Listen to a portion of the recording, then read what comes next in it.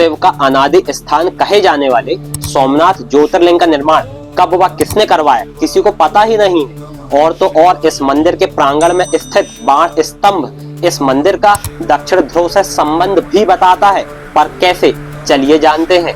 वैसे तो भारत की धरती पर कई ऐसे स्थान हैं जो केवल धार्मिक ही नहीं बल्कि ऐतिहासिक और रहस्यमय भी है, पर जब बात ज्योतिर्लिंगों की होती है तो उसमें सबसे पहला नाम सोमनाथ ज्योतिर्लिंग का आता है। यह मंदिर केवल एक धार्मिक स्थल ही नहीं बल्कि आस्था, संघर्ष और पुनर्जन्म की एक अद्भुत कहानी बयां करता है। दोस्तों, सोमनाथ मंदिर के रहस्य का अंदाजा आप इसी बात से लगा सकते हैं कि इस मंदिर का निर्माण किसने करवाया था। इसका पता आज तक कोई भी नहीं लगा पाया है।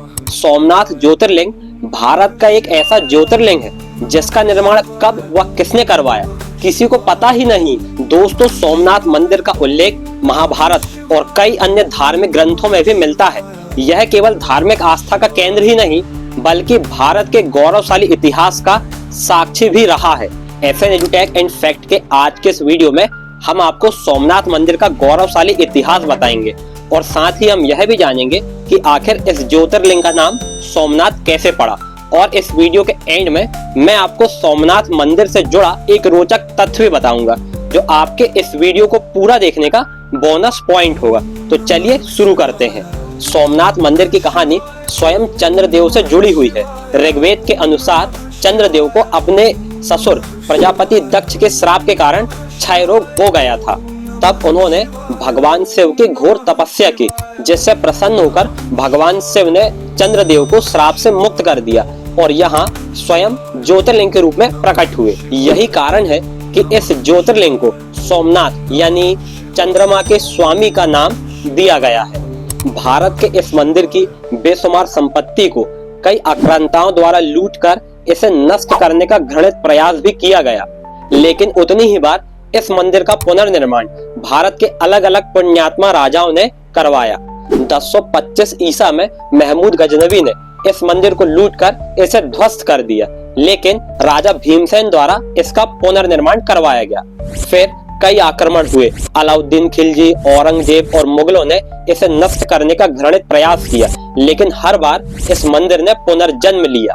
आखिरकार 1947 में भारत की स्वतंत्रता के बाद सरदार वल्लभ भाई पटेल ने इस मंदिर के पुनर्निर्माण का संकल्प लिया और 1951 में यह मंदिर भव्य रूप में पुनः स्थापित हुआ। यह स्वतंत्र भारत का पुनर्निर्मित पहला धार्मिक स्थल भी है। 1 दिसंबर 1985 को राष्ट्रपति डॉक्टर शंकर दयाल शर्मा ने इस मंदिर को राष्ट्र को समर्पित किया। धार्मिक मान्यताओं के अनुसार इस मंदिर का मूल स्वरूप सोने का था, जिसे रावण ने बनवाया था। फिर यह चांदी का बना, जिसका निर्माण भगवान श्री कृष्ण ने करवाया था, और अंत में यह मंदिर पत्थरों का बना, जिसे पांडवों द्वारा बनवाया गया था। सोमनाथ मंदिर के प्रांगण में स्थित बाण स्तंभ में एक रहस्य छिपा हुआ है जो कि हैरान करने वाला है। यह स्तंभ दिशा सूचक है और इस स्तंभ के ऊपरी सिरे पर एक तीर बना हुआ है जिसका मुख समुद्र की ओर है। इस बाण स्तंभ में लिखा हुआ है आसमुद्रात दक्षिण ध्रुव पयंत अबाधित ज्योतिर्मार्ग, यानी समुद्र के इस बिंदु से लेकर दक्षिण ध्रुव अर्थात आज के अंटार्कटिका महाद्वीप तक कोई भी अवरोध यानी स्थलीय भूमि या पहाड़ी क्षेत्र नहीं है।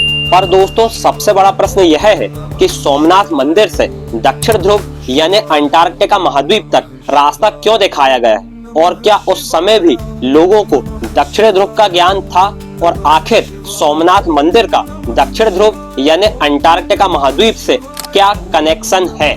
ये वो अनसुलझे रहस्य हैं जिनका जवाब आज तक कोई भी नहीं ढूंढ सका है। तो चलिए दोस्तों, अब सोमनाथ मंदिर से जुड़े उस रोचक तथ्य की बात करते हैं जिसकी मैंने शुरुआत में चर्चा की थी। शिव पुराण के अनुसार भगवान शिव के 12 ज्योतिर्लिंगों में सोमनाथ का नाम सबसे पहले आता है, जिससे यह भारत का पहला ज्योतिर्लिंग माना जाता है। अरब सागर के तट पर त्रेता युग से स्थापित सोमनाथ ज्योतिर्लिंग को शिव का अनादि स्थान भी कहा जाता है। सोमनाथ केवल एक मंदिर ही नहीं बल्कि शक्ति, आस्था और पुनर्जन्म की एक मिसाल भी है।